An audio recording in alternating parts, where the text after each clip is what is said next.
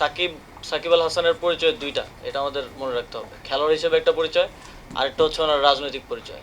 উনি আওয়ামী লীগের প্যানেল থেকে একজন এমপি ইলেকশন করেছিলেন। তো মানুষের মধ্যে তো এই দুইটা নিয়েই মিশ্র প্রতিক্রিয়া আছে।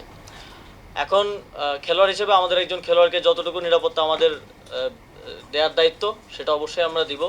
তিনি দেশে আসলে আমরা সেটা দিব। এবং তার নামে যে মামলাটা হয়েছে, হত্যা মামলা, সেটার বিষয়ে আমরা ইতিমধ্যেই বলেছি, ইতিমধ্যেই আইন মন্ত্রণালয়ও বলেছে যে সংশ্লিষ্টতা না থাকলে প্রাথমিকভাবেই নামটা বাদ দেওয়া হবে।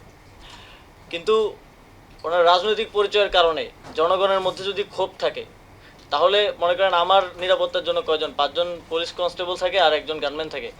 আমার উপরে যদি দেশের 16 কোটি জনগণের, লেটসে 10 কোটি জনগণের যদি ক্ষোভ থাকে, তাহলে এই 5-6 জন আমাকে কি নিরাপত্তা দিবে? আমারও তো সেক্ষেত্রে নিরাপত্তার সুযোগ নেই। তো সেক্ষেত্রে জনগণের যদি কোথাও ক্ষোভ থাকে, সেটাকে তো আমাকেই রিডিউস করতে হবে আমার কথা দিয়ে। তো আমার মনে হয় যে ওনাকে ওনার জায়গাটা পরিষ্কার করা প্রয়োজন রাজনৈতিক জায়গা থেকে। ওনার যে রাজনৈতিক অবস্থান, সেটা নিয়েও কথা বলা প্রয়োজন। অলরেডি মাশরাফি বিন মুর্তজা বোধহয় কথা বলেছেন সেই বিষয়টি নিয়ে।